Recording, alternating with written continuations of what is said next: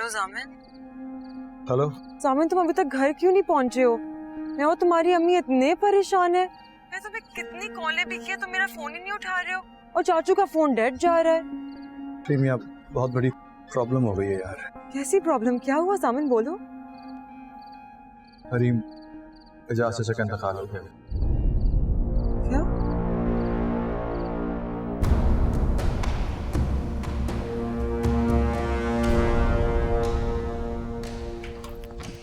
मम्मा, मम्मा उठे। मम्मा। क्या हो गया भाई? आ गए हैं दोनों? नहीं। क्या हो गया? तुम क्यों इतनी परेशान लग रही हो? मम्मा, एजाज चाचा का इंतकाल हो गया है। क्या? जामिन की अभी कॉल आई थी, वही बता रहा था मुझे। लेकिन वो लोग तो शादी में गए हैं। जामिन ने ज्यादा तफसील से कोई बात नहीं की, बस यही कहा कि एजाज चाचा का इंतकाल हो गया है और कि वो लोग अभी नहीं आ सकते वापस, और कि और क्या? चाचू को एक मैसेज भी दिया है। कैसा मैसेज? वो कह रहे थे कि हमें भी जाना चाहिए वहाँ। वकार का दिमाग खराब हो गया। हम क्या करेंगे वहां जाकर? मम्मा, जो भी है आखिर वो हमारे सगे रिश्तेदार थे, बाबा के छोटे भाई थे वो। तुम आधी रात को मुझे ये मत बताओ कि कौन हमारा सगा रिश्तेदार था और कौन नहीं। जब बाबा वापस आएंगे आप उन्हें क्या जवाब देंगी? तुम बाबा की फिक्र मत करो, मैं बात कर लूंगी। तुम जाओ, जाकर आराम करो अपने कमरे में, जाओ। और सुनो, मुन्नज़ा को भेज देना। जी।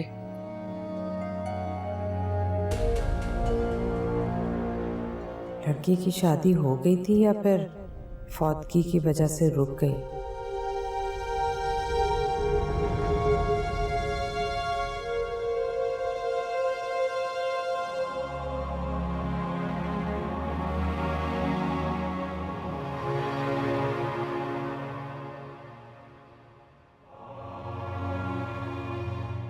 सहर बेटा,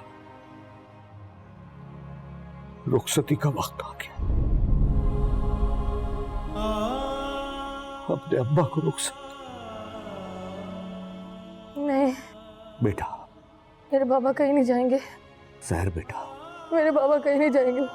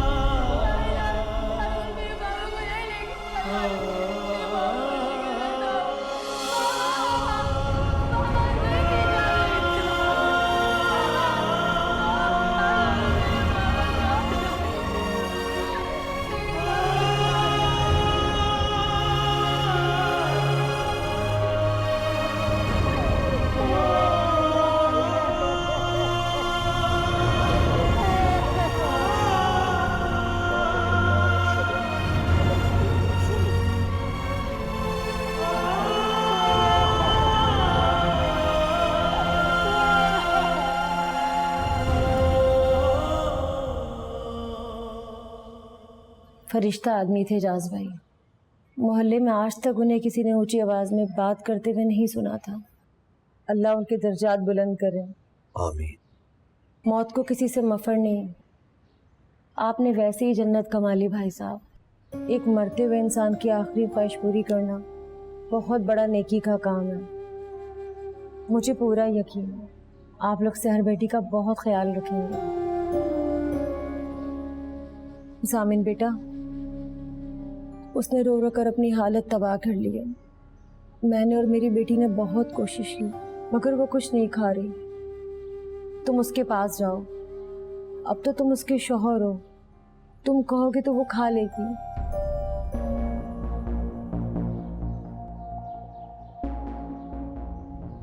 बेटा तुम बैठो, मैं समझाता हूं उसको।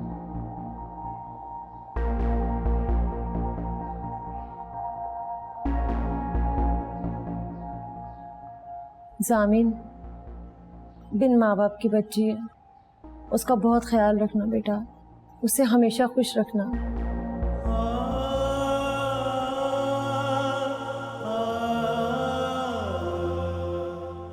सहर बेटा,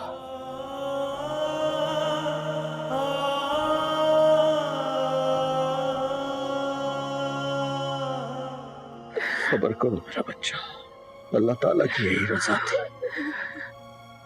सब्र करो।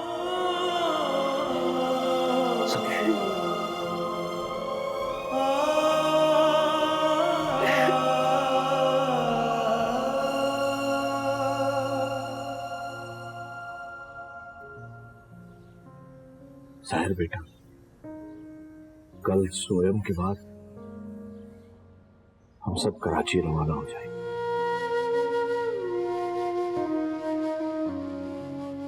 बेटा,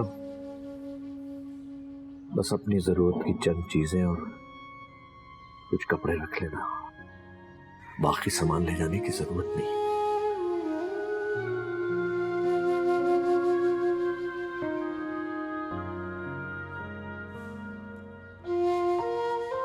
शुक्रिया बेटा।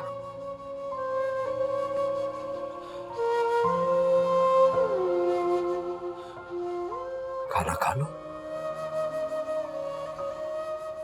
मुझे भूख नहीं है ताया। बेटा, मैं तुम्हारा ताया हूं, बल्कि अब तो मैं तुम्हारे बाप की जगह मेरी इतनी छोटी सी बात नहीं मानोगी। खा लो।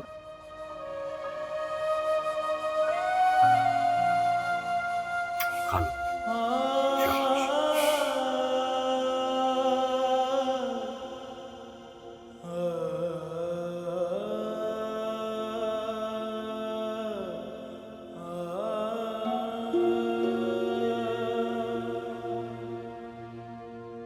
आपने काम फंसा दिया है बाबा मुझे। क्या किया आपने मेरे साथ? जामिन, रिलैक्स करो, जज्बाती मत हो, आराम से बात करो। क्या आराम से बात करूं आपसे? निकाह कर दिया आपने मेरा, उस लड़की को बीवी बना दिया मेरी, जिसको मैं ठीक से जानता तक नहीं हूं बाबा।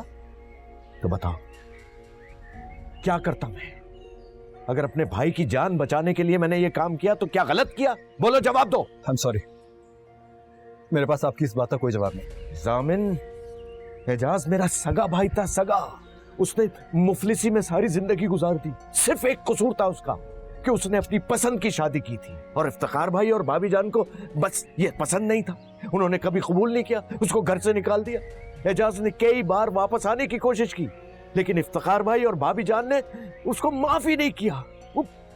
मेरा भाई कसम पुरसी की जिंदगी गुजारने के बाद बेबसी की मौत मरने जा रहा था। अगर एक मरते हुए आदमी को मैंने एक छोटी सी खुशी दे दी तो मैंने क्या गुनाह किया? तुम बताओ, अगर तुम मेरी जगह होते तो क्या करते? अच्छा, I am sorry Baba, sorry. अच्छा, आप रोएं तो नहीं ना? ऐसे तो ना करें बाबा, प्लीज। आई एम सॉरी ना। मुझे पता है बेटा, मैंने तुम्हें बहुत बड़ी मुश्किल में डाल दिया है, बहुत गलत किया है मैंने तुम्हारे साथ। लेकिन जामिन, तुम मेरे बेटे हो, मैंने तुम पर भरोसा करके ये सब कुछ किया है। तुम परेशान मत हो, मैं सब ठीक करूंगा। बाबा, आप जानते हैं मैं आप पे कितना भरोसा करता हूँ। आई एम सॉरी, मैंने आपको हर्ट किया, लेकिन मैं भी क्या करूं? आप जानते हैं ना, जिंदगी ने मेरे साथ कितना अजीब मजाक किया है। मुझे तो समझ में नहीं आ रहा कि कराची जाके मैं हरीम को कैसे फेस करूंगा, घर वालों को, अम्मी को क्या मुंह दिखाऊंगा, क्या कहूंगा उनसे। तुम्हें मुझ पे भरोसा है? कौस बाबा, करता हूं भरोसा आप पे, इसीलिए तो। परेशान मत हो, रिलैक्स करो, सब कुछ मुझ पर छोड़ दो।